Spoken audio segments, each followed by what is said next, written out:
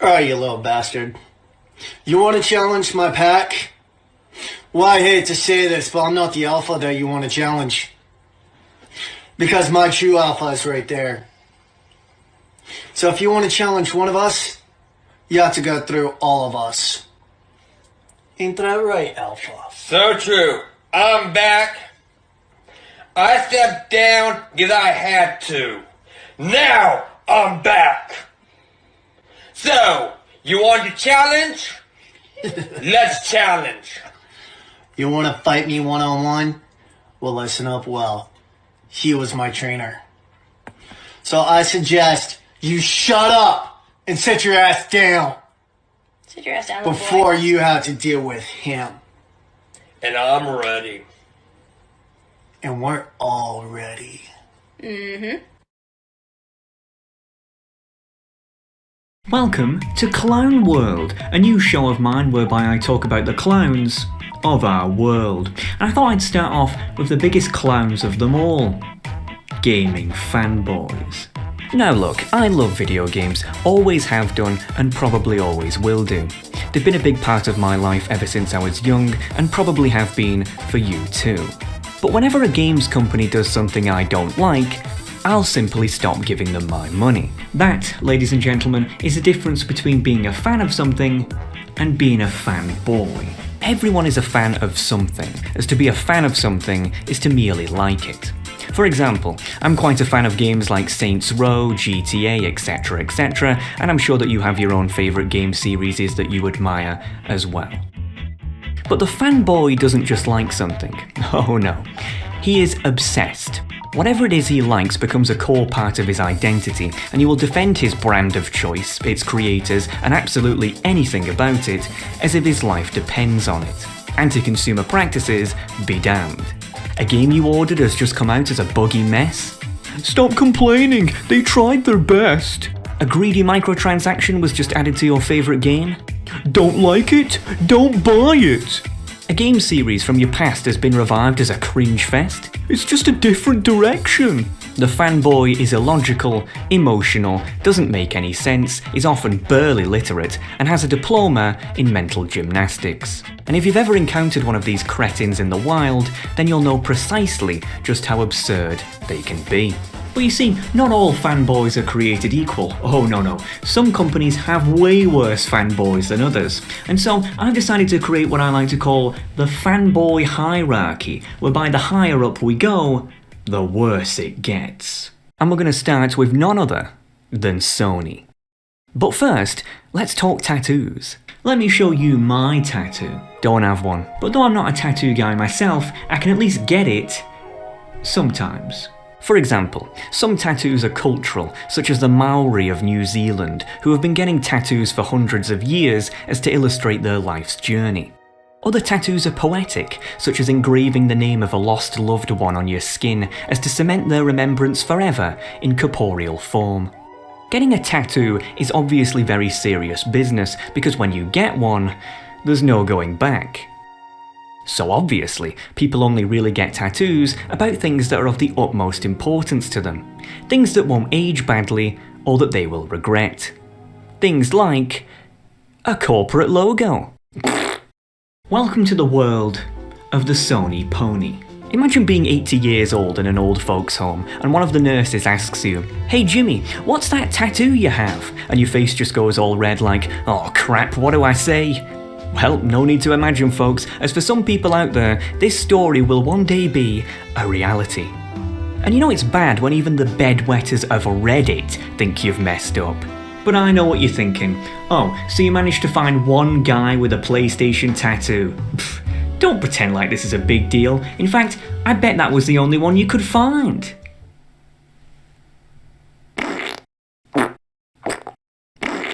I've been a fan of the PlayStation since the PS1 from way back in the day, and it's certainly a platform that has made its mark on the industry and is more than worthy of respect. Though the vast majority of PlayStation players, like all of the companies I'll talk about here, are generally quite well-rounded folks, within this space there is in fact a small group of people that have become colloquially known as the Sony Ponies. What separates the Sony Ponies from the rest of the normal PlayStation player base is that they are absolutely fanatical about their loyalty and defense to the PlayStation platform, even when it isn't deserved. Clearly. Sony has made numerous anti-consumer decisions over the years. Remember when they held back on crossplay for months? Or when they artificially implemented a software DRM that bricked certain PS4s? Or how you weren't able to change your name on PSN for years? All of these issues would of course later go on to be fixed, but that was only thanks to the constant constructive criticism that was levied in Sony's direction. Constant constructive criticism provided by logical people who wanted a better service. But the Sony Ponies, well, they aren't logical people.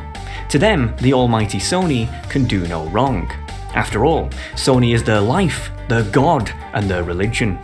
And every single time Sony messes up, they are always there, the knights in shining armour, waiting to defend them.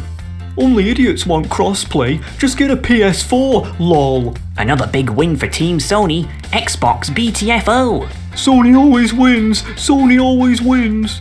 They're kind of like a lawyer, desperately defending their client in the court of public opinion, except in this case, Sony isn't paying them, they're paying Sony. But the question is, why? I mean, why does this small subgroup of people defend fanatically a multi-billion-dollar corporation? Well, something I never understood when I was growing up was why some people were fanatical about sports. I'd go to my local pub only to see hordes of grown-ass men huddled around a flat-screen TV in order to watch a bunch of millionaires kick a ball around a field, and absolutely losing their marbles if their team scored. But what I never understood was, what actually makes their team their team? I mean, the players don't know who they are, the managers don't know who they are, they have no financial or economic stake in said team, so what is their actual connection to the team? I mean, if I'm in a relationship with someone and they don't know I exist, am I really in a relationship at all? No, of course not. So why do they go out of their way, showing up to matches, paying hundreds for tickets, or even getting violent with supporters of rival teams, if, in reality, they have no real connection to said team anyway? It took me years to try to figure out the psychology behind the supporter mentality, but I think I've got it. From my observations, a lot of the most fanatical sports fans tend to be, as individuals, underachievers, and for whatever reason haven't been able to accomplish whatever goals, no pun intended, that they wanted to. However, by pledging support to an external organ, such as a sports team, they are able to collectively simulate a sense of achievement without actually having to do anything themselves. This is why sports crowds tend to become absolutely euphoric when their team does well, despite the fact that they themselves have done nothing at all. As to them, when their team achieves something, they feel as if they have as well. And I believe this exact same phenomenon mirrors itself when it comes to game companies and many of their fanatical followers. When Sony wins, their fanboys too feel as if they have won, despite the fact that they are not more than a customer, and a paying one at that. Well, that's depressing. But let's not pretend as if it's just Sony who has fanatical followers, as the Xbox is just as bad. The following is an actual comment that I received. It's not a monopoly.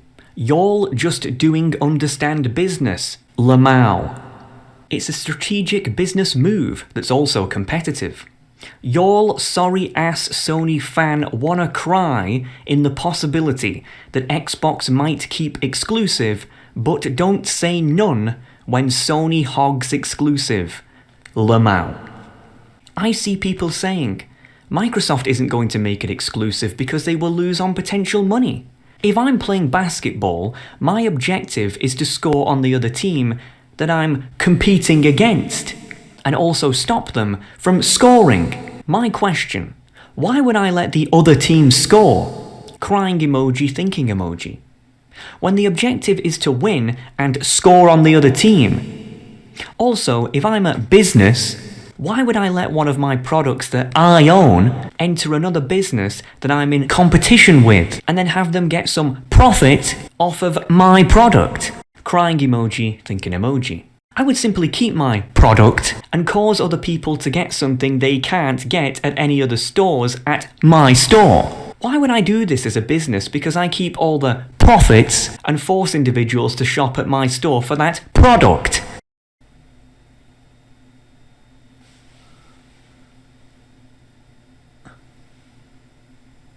What? As you can probably tell, Xbox fans, colloquially known as the Xbots, are just as fanatically pathetic as their Sony counterparts, though with these guys, there is a twist. You see, the religion of Sony is mostly a faceless one, a cold corporate symbol that is devoid of any humanity. But with the Xbox, there is in fact a messiah, Phil Spencer, also known as the Chosen One. An amazing man who changed my life. One of the greatest minds of our time. My king. Nope, these weren't quotes from Christian preachers talking about Jesus, but fanboys talking about Phil Spencer. Happy birthday to the head of Xbox, Phil Spencer. What? I mean, hang on a minute. You're telling me that someone took the time to 1. Look up Phil Spencer's birthday, 2. Make whatever the hell this is, and 3. Wait until it was time to post it. What the f***? Phil Spencer is getting a Lifetime Achievement Award. Can you imagine the dopamine hit Phil gets from seeing how much the community respects and adores him? Hell, I bet many of us would welcome an Xbox Series X live wallpaper of Phil just winking at us. He's idolised for sure, but going that far, I'm sure we're not that obsessed over the guy. That far? For the respect everyone has for him? He's earned it. I mean, the way people talk about this man, you'd really think he was the second coming. But whatever did he do to get all this praise? Solved world hunger? Found the cure to cancer? No. He realised, hey, maybe being a console platform, we should probably have some actual exclusives. Well, it only took 7 years to figure out Phil, but we got there in the end. And you know, comparisons to religion really are apt, as hardcore Xbox circles can really often resemble a cult. Something unique I've noticed is that Xbox fanboys often like to use the phrase Xbox family. Just joined the Xbox family. Okay everyone, it's time to party. I have rejoined the Xbox family. What realistic studios do you hope Microsoft add to the family? Hey Xbox family. Rejoin the Xbox family. Finally rejoin the Xbox family. New to the Xbox family. Just join the Xbox family. One big Xbox family. I mean, I don't know about you lot, but I don't remember seeing Phil Spencer, peace be upon him, at my last Thanksgiving. But hey, maybe I'm just not part of the family. Welcome to the family, son. Ah well, at least one compliment I can give Xbox fanboys is, at least they don't get tattoos.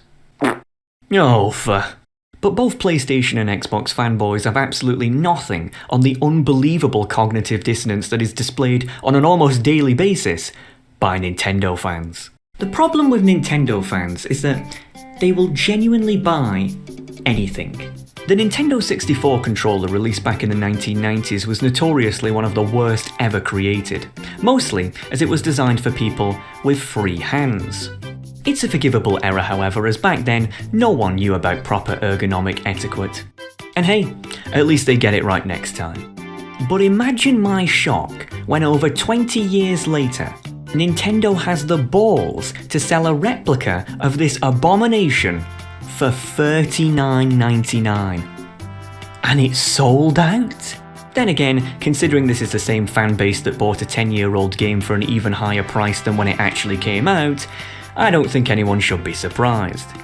In fact, I'm convinced that if Nintendo got a jar of piss, slapped a Switch logo on it, and called it the Swish, that it would sell millions. I mean, for Christ's sake, these guys managed to sell cardboard at a premium price. They're geniuses. Peggy 18.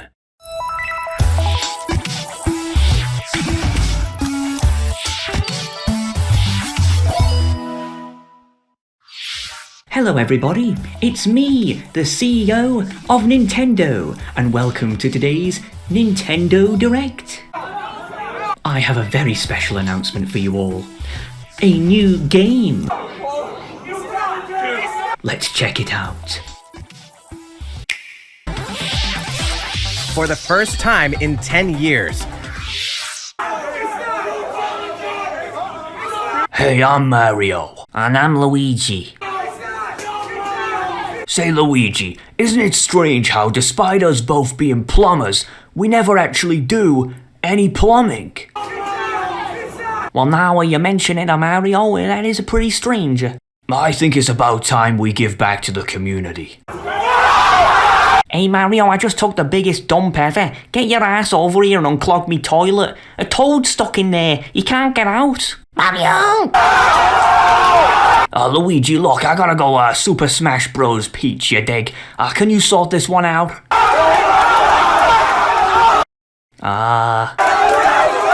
Oh, cheers, bro. You're the best. Ciao. Oh. Introducing Mario and Luigi, unclogging your toilet. And it's coming in 2018. Oh, wait, we're a bit late, aren't we? Oh, whatever. Oh, and don't even get me started on Nintendo Switch Online. Nintendo are so out of touch with the online world that it wouldn't surprise me if they were still using GeoCities. Honestly, I think Windows 95 ran on more advanced technology than NSO. In fact, I've even heard a rumour that it isn't actually powered by servers like most online networks, but instead a lone hamster wheel generating electricity from Shigeru Miyamoto's basement. Genuinely would not surprise me. This of course did not stop millions of Nintendo fans from paying up. After all, if Nintendo made it, they simply must get it. No, Pokemon Sword and Shield look terrible. Then don't buy it. No, I have to buy it.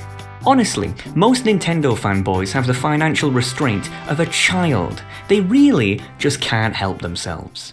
Speaking of children, let's talk about the second worst type of fanboy, the so-called PC Master Race. I've been a PC gamer for almost 2 decades now, and it genuinely baffles me just how much the scene has transformed during that time. Before the era of digital games, you'd have to go to a store to buy a game physically, and I distinctly remember that the consoles would all have these huge long aisles, and then the PC would have this small forgettable section in the corner that was covered in cobwebs.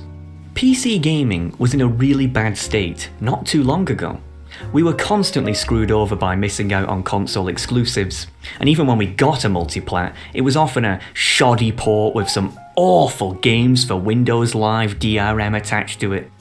There's a reason why back in the late 2000s, Razer's marketing line was PC gaming is not dead, because the general sentiment at the time really was that consoles were king and PCs were second class.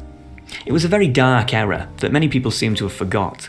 And so, some PC gamers, who were quite tired of being put on the back burner, created the PC Master Race meme, whereby the positives of the PC and the negatives of the consoles were often comedically over-exaggerated for a laugh. Console players were humorously referred to as peasants who were ignorant to the superiority of the PC platform. But all in all, PCMR was really just that. A meme, an innocent silly joke whereby the PC underdogs could poke fun at the console status quo Goliaths in a humorous fashion. But then came 2013. In 2013, the Xbox One and PlayStation 4 were announced, and from a purely hardware perspective were an absolute disaster. They both shipped with a horrendously underpowered AMD Jaguar APU, which was already out of date on the day it was released. In response to this, many console players started to become enamoured with the prospects of PC gaming, and as such, the popularity of the PC started to rise dramatically. Almost overnight, every 16-year-old American was begging their mommy for an RBG mechanical keyboard and spending their pocket money on crappy Steam games that they'd never play. The average age of a PC gamer went from something like 26 in 2010 to around 16 in 2020. However, the problems began when these youth discovered the PCMR meme, and rather than take it satirically as intended, they took it literally. It's like that old quote, "Be careful acting the fool, just real fools start to take you seriously." That's exactly what happened here. Console players who hadn't made the switch were constantly harassed, mocked, and outright bullied by a bunch of people who, just a few years prior, were console players themselves. PCMR went from being a light-hearted joke into an elitist ivory tower, tarnishing PC gamers with a reputation of being massive bellends. And my word, if you thought that Phil Spencer's following was bad, wait until you see the cult of Gabe. Mousepads, car stickers, desktop backgrounds, shirts, bags, framed pictures, I mean, you name it, it's out there. When you go to music festivals but still want to show your love for Lord Gaben, all praise Gaben, may our frame rate never dipped below 60. May we see good offers at 90% off. Amen. I haven't seen any posts about his birthday today. Our Lord and Saviour Gaben deserves better. I mean, honestly, I don't have much sympathy for Gabe Newell with, him being a billionaire and all that. I can't imagine how disturbing it must be as a grown man just trying to mind his own business, only to have a strange cult following comprised of a bunch of 19-year-olds. This, ladies and gentlemen, is what happens when jokes go too far. But I know what you're thinking. You're thinking, there's no way there's a fan base worse than that. But what if I told you that there's a fan base that is even worse than every one of these combined? A fan base so vulgar, so insidious, so depressing, that even uttering their name may bring back flashes of PTSD. I am, of course, referring to none other than Blizzard. What makes Blizzard fanboys so unbelievable is that they don't even like Blizzard. In fact, there's no group more critical to Blizzard than their fanboys. The Blizzard fanboy will cry, complain, and wallow endlessly about the company, their games, you name it. But one thing they will absolutely never do is actually quit. If I told you that there was a video game that came out in 2004 that has, in the 18 years since it came out, been riddled with pay-to-win microtransactions and still has at least 100,000 paying subscribers, you'd think I was insane. But that genuinely is the story of World of Warcraft. I know a ton of grown men who have their entire lives ahead of them, and what are they doing? Performing erotic roleplay in the Goldshire Inn at 4 o'clock in the morning with XX Big Titty Elf XX. I mean, Christ almighty. So you're probably wondering, well hang on, if they don't like the company or their games, why don't they just quit? Well, I'll tell you why. Because they can't. I think the British government ought to update their list of Class A drugs. You have cocaine, ecstasy, and World of Warcraft. Some people still play because, as sad as it sounds, the game is their only method of having some sort of social interaction. Others still play because they did when they were young, and it reminds them of simpler, better times, leading them to being perpetually stuck in a state of infantile adolescence. The reason I put the Blizzard fanboy right at the top of this hierarchy is because, whereas the others might have some level of reasonability, with the Blizzard fanboy, there is none. They are genuinely out of their minds, simply the most hostile, sweaty, disgusting community that you could ever possibly imagine. They don't play the game because they want to, they play the game because they have to. And the level of mental gymnastics that goes into defending such poor life choices is genuinely worthy of an Olympic gold medal. I have, in the past, done a 30-minute long psychological analysis whereby I explain the inner workings of the WoW addict's brain. No dice. Things will get better, they say. Next expansion will fix it, they say. Complete and utter denial. Imagine continuing to reward a company with your money, despite the fact you don't like them, and being so delusional as to think they'll ever actually change. Screw Blizzard, I will never support them. Uninspiring WoW expansion 28573 is announced. Oh my god, Blizzard, take my money! Alright, I've done a lot of bitching, but jokes aside, there is a serious point I want to make here. As I get on in life, I find myself viewing gaming less as a pleasurable means of entertainment, but as a severely corrupt industry that I'm slowly starting to despise. And it seems I'm not the only one. A week ago, I ran a poll whereby I asked you all to cast your minds back a decade ago and compare your enjoyment with gaming back then to today. The results were as follows. Just 13% said that their enjoyment for gaming had increased. 11% said around the same, whereas a whopping 76% said that their enjoyment for gaming had decreased. A sentiment which I too absolutely sure. And the people I blame for this, not completely, but in part, are the fanboys. As it's these people who allowed gaming companies to get away with the endless amounts of insidious practices that they do. But in a way, I suppose we should be somewhat grateful to the fanboys of gaming, because they have inadvertently made it very clear that corporations and the products they produce have, in a way, become a sort of newfound religion for many. The Roman Empire, just before it collapsed, operated under a mantra that they called bread and circus. Bread meaning food, and circus meaning entertainment. The idea was that it didn't matter how corrupt the state was or how terrible the economy was, as so long as people had food in their bellies and entertainment to keep them distracted, they wouldn't complain. I'm sure I'm not the only one who sees similarities with our currently rapidly declining civilization today. Honestly, making gaming videos sometimes makes me feel as if I'm some sort of drug dealer of distractions. It's like, oh hey pal, I know your government is terrible and the economy is failing you, but hey, check out Knack. Yeah, no thanks. My adoration for games combined with my disgust for fanboys has ironically opened me up to an entirely new perspective, whereby I see the world in a completely different regard. Which is why I'm going to continue to branch out into wider topics that may not necessarily be gaming related. As the way that we in the Western world in this post-Christian era have tried to fill the void of spirituality via soulless corporations is truly beyond disturbing. Folks, there's nothing wrong with liking something. Passion, contrary to popular belief, is not cringe, it's admirable. I don't want to live in a boring grey world whereby everyone is too scared to be themselves and like the things that they do. No. But there's a difference between liking something and being obsessed with it. And hopefully the examples I've shown here hammer that message in hard. If there's one thing I want you to take away from this, it's this. Video games are meant to complement your life, not substitute it.